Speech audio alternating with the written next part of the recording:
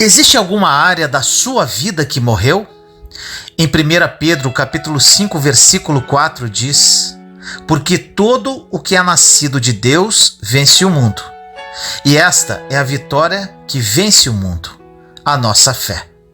Existem várias mortes que acontecem no ser humano, até a morte física chegar.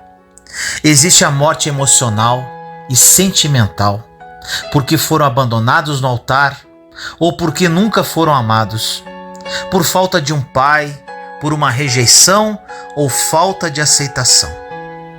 O problema sentimental é externo, envolvendo outras pessoas. O problema emocional é interno, é com você, é o que te leva a ter confusões mentais e não entender o mundo. A morte emocional leva à depressão, que leva ao suicídio, e antigamente achávamos que era bobeira. Mas hoje em dia é perceptível que não importa a classe social, religião, se é uma pessoa fervorosa a Deus ou se está no mundo. Todo mundo está sujeito à depressão. Tudo começou a ficar altamente competitivo. As redes sociais fizeram as pessoas olharem para a vida de outras pessoas como nunca antes. E quando menos percebe, já está em depressão, com crise de ansiedade ou pânico, perdendo o sono, comparando a sua vida com a dos outros. E então, com tudo isso, você começa a viver um processo de morte emocional. Existe uma situação que é muito comum hoje no meio cristão, que beira o absurdo. Muitas pessoas que se dizem cristãos ficam colocando indiretas no Facebook, Instagram e outras redes sociais, comentários maldosos e que visam machucar emocionalmente o próximo. Entenda que você é filho ou filha de Deus. E se é necessária alguma coisa ser dita para outra pessoa, basta bater na porta dela e falar. Na Bíblia possui um exemplo claro dessas situações. Jesus e João Batista chamaram os fariseus de raça de víboras, Mateus 12:34. Mas ele disse isso na cara deles. Ou seja, indireta ou fofoca não é coisa de crente nem pensar. Quando você fala diretamente com a pessoa, além de você cumprir a palavra, você estanca o sangramento e para de morrer naquela área. Existem pessoas que mataram relacionamentos na família, na igreja, porque não souberam estancar o sangramento e o relacionamento chegou à morte. Existe também a morte financeira, onde o dinheiro virou o Deus das pessoas, o desespero pelo material. A morte está em todas as áreas da nossa vida, financeira, emocional, sentimental, física. Mas a pior das mortes é a espiritual. A morte espiritual é a pior de todas. Todo o trabalho do inimigo para matar as suas finanças, emoções, família, sentimentos, tudo isso é uma grande estratégia para culminar na sua morte espiritual. Porque quando você se desconecta de Deus, não existe mais a palavra esperança. A esperança, serviço e gratidão é algo que está conectado diretamente a Deus. Quando você vê alguém que tem esperança e gratidão, é de fato que algum vínculo essa pessoa tem com algo divino, mesmo não sendo ainda religiosa. Existem pessoas na igreja que são religiosas, mas não são espirituais, porque não são gratos. A ingratidão é um dos sinais que você morreu espiritualmente. Outra situação é você nunca servir aos menores que você. Menores no sentido de que a pessoa nunca vai poder retribuir ao que você está fazendo por ela. E é bom saber que servir a Deus é servir as pessoas em nome de Jesus. Para servir as pessoas, você precisa ter uma vida emocional sadia, porque as pessoas vão te ferir de alguma forma, vão ser ingratas ou inconvenientes contigo. E se você ficar ferido com elas, ao invés de estar pregando o evangelho, você está criando mais problemas. Acima de tudo, servir as pessoas é fazer algo por alguém que nunca vai poder te retribuir, te pagar, indicar, ajudar, às vezes nem agradecer. Quando você faz algo por alguém que pode te retribuir, você não está servindo, e sim negociando, ainda que inconscientemente e sem saber. Todos os homens que foram perseguidos ao falar do Evangelho, ou que foram presos por causa da fé, do amor ao povo, de querer libertar as pessoas de alguma coisa, quem fez história nunca perdeu a esperança, porque eram pessoas que de alguma forma estavam conectadas com Deus, apesar de talvez alguma delas não estarem na religião. Muitas áreas da nossa vida entraram nesse processo de morte. Vida financeira, emocional, conjugal. Ninguém casa para ser infeliz e para separar, mas chega no 5º, 6º, 7º ano de casados e ninguém está aguentando mais. Tem gente que nem chega no 5º, porque existe um processo de morte conjugal que gera morte familiar, que faz os filhos não escutarem mais os pais e os pais se desconectam emocionalmente dos filhos, fazendo com que a sociedade sofra em meio a tudo isso. O maior objetivo do inimigo é trazer níveis de morte para a sua vida. Ele mata os seus sonhos e logo depois rouba o seu futuro. Sonho é a capacidade de ver o futuro. Então o primeiro objetivo do inimigo é matar, depois roubar e destruir. Como ele iria roubar quem ainda não está morto? Não estamos falando de morte física, estamos falando emocionalmente. Ele mata os seus sonhos, rouba eles e destrói o seu futuro e a sua vida. Ele mata as suas emoções para roubar o seu sentimento pelos outros e até o amor pelas pessoas. Com isso, seus relacionamentos são destruídos. Ele vai roubando tudo o que você tem. Então chega a depressão, o pânico, a ansiedade, a insônia. O inimigo vai matar por etapas e o ser humano é tão orgulhoso que, mesmo vendo que está morrendo em tudo, não consegue levantar as mãos e pedir ajuda. No livro de João 11:21 diz: Disse, pois, Marta a Jesus: Senhor, se tu estivesses aqui, meu irmão não teria morrido. Lázaro morreu e ele não era um dos 12 discípulos, não era um dos 70 enviados, não era um dos 500 que estavam com Jesus e presenciava algumas coisas como a própria ascensão e o batismo no Rio Jordão. Lázaro não era da equipe, entre aspas, de Jesus. Ele não foi mencionado como um herói da fé. Lázaro era só uma coisa: amigo de Jesus. E ele nunca ressuscitou um discípulo, mas ressuscitou sim um amigo. Jesus não ressuscitou João, Pedro, ele não impediu o suicídio de Judas, mas quando Lázaro morreu, ele chorou e foi até lá ver o que estava acontecendo. Em João, capítulo 11, do versículo 22 a 26, Marta continua dizendo: Mas também agora sei que tudo quanto pedires a Deus, Deus o concederá. Disse-lhe Jesus: Teu irmão há de ressuscitar. Disse-lhe Marta: Eu sei que há de ressuscitar na ressurreição no último dia.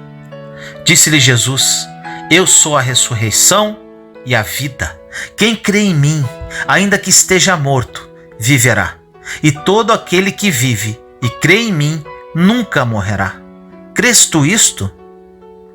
A solução do mundo e das mortes que o inimigo trouxe nas áreas da nossa vida não está em curso ou em uma conferência, está em Jesus. É o único que encarna a ressurreição. E enquanto a sua dependência estiver em Jesus de Nazaré, o Filho de Deus, o seu ministério cresce, a sua família é blindada e protegida, os teus filhos não se perdem, as suas finanças prosperam. Mas é claro, se você estiver fazendo a sua parte. Existem pessoas que acham que por ir na igreja as coisas vão prosperar, mas não é bem assim que funciona. Até porque existem pessoas que nunca foram na igreja e têm mais dinheiro do que você. O segredo disso é cumprir princípios. Crer em Jesus é a base para você não perder a esperança e a vida. Jesus te dá vida para você continuar e poder estudar e praticar os princípios. A sua vida vai ser tão próspera quanto o seu nível de envolvimento com os princípios. A prosperidade dita não é dinheiro, é tudo o que você precisa para cumprir o seu propósito na terra. Isso sim é prosperidade. Ninguém sabe a hora que a dor vai bater na porta. Ninguém sabe a hora que as más notícias chegam na nossa vida. Mas uma coisa sabemos: junto com a má notícia, vem a ressurreição em pessoa. E saiba que sempre estará por perto aquele que volta a viver as coisas. Não importa o que está morrendo na sua vida, você vai voltar a viver. Existem pessoas que estão morrendo e suicidando-se, vivendo sem prazer, na terra do prazer. O que necessitamos entender é que precisamos de Jesus Cristo para nos dar a vida. Em João 11, 25 e 26 diz: Disse-lhe Jesus: Eu sou a ressurreição e a vida.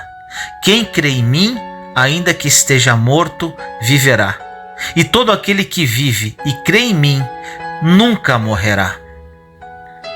Se você que está escutando essa mensagem está morto, sem esperança, triste, desanimado, Jesus vai fazer você viver novamente. As soluções para as dores da vida estão naquele que pode fazer você viver. Ele coloca a mão em você e nunca mais você morre. Se você está vivo hoje e deixar-se ser movido por Ele, você será salvo e nunca morrerá. Não temos que prosperar para curtir a vida neste mundo, mas sim para as pessoas verem Jesus em você. Deus precisa levantar a sua vida para que o nome dele seja glorificado. Deus não tem interesse na sua depressão, porque o nome dele nunca será divulgado por quem está depressivo, mas sim será divulgado por quem foi curado da depressão. O nome de Jesus será glorificado pela nossa superação, não pela nossa vida boa, entre aspas. Ou seja, veio a morte, mas você não aceitou. Veio a tentação, mas você resistiu. Veio a má notícia, mas você acreditou que o seu Deus é o Deus da ressurreição. Quando você começa a viver de superação, o nome de Jesus é glorificado. Não importa a dificuldade que você está passando hoje. Não sei a área da sua vida que está passando por um processo de morte, mas sei que na Bíblia diz em Mateus 28, 20: ensinando-os a guardar todas as coisas que eu vos tenho mandado. E eis que eu estou convosco todos os dias até a consumação dos séculos. Ele estará contigo no seu quarto quando você estiver chorando. Ele vai colher todas as suas lágrimas quando você estiver desesperado pela notícia que chegou. Ele vai te socorrer. Ele pode até mandar alguma pessoa para te socorrer, mas é Ele quem está fazendo. Muitas pessoas prometeram algo para você e não cumpriram. Muita gente falou que iria fazer e não fez. Mas Jesus não é homem para que minta e nem filho do homem para que se arrependa. Ele é aquele que estará com você todos os dias até a consumação dos séculos. Esse é o nosso Deus. Ele é poderoso para fazer infinitamente mais do que aquilo que pedimos, pensamos ou sonhamos. Pensa em tudo que você já pediu para Deus e tudo aquilo que você já sonhou para a sua vida. Pensa tudo aquilo que você já imaginou para a sua vida financeira, emocional, familiar, sentimental. Nem olhos viram, nem ouvidos ouviram, e nem jamais entrou no coração e no pensamento do ser humano o que Deus tem preparado para aqueles que o amam. Deus tem um projeto para você. É por isso que você está nessa terra. Ore comigo assim: Senhor amado, entramos em sua santa presença neste momento, eu, meus irmãos e irmãs em Cristo Jesus. Pai querido, hoje é dia de renascimento, é dia de voltar a viver, é dia de vida nova. Muitos dos seus filhos e filhas que oram comigo agora, Pai, estão em pedaços, achando que suas vidas simplesmente acabou. Muitos estão tristes, desesperados, em depressão, muitos estão sem esperança nenhuma. Senhor, que através desta mensagem e oração, o seu Santo Espírito toque agora esses corações, que eles despertem para a nova vida que o Senhor os concede neste exato momento. Que a partir de hoje tudo se faça novo na vida de cada um. Eu creio, Pai, que não existe distância para Ti e que todas as pessoas que ouvirem esta mensagem começarão uma nova etapa em suas vidas, uma vida de abundância em todas as áreas, visando somente glorificar o seu santo nome. Assim nós oramos, em nome do nosso Senhor Jesus Cristo. Amém. Juntos somos fortes. Compartilhe esta mensagem para que mais pessoas sejam edificadas. Inscreva-se no canal e acione o sininho para ser notificado de novos vídeos. Te amo em Cristo Jesus.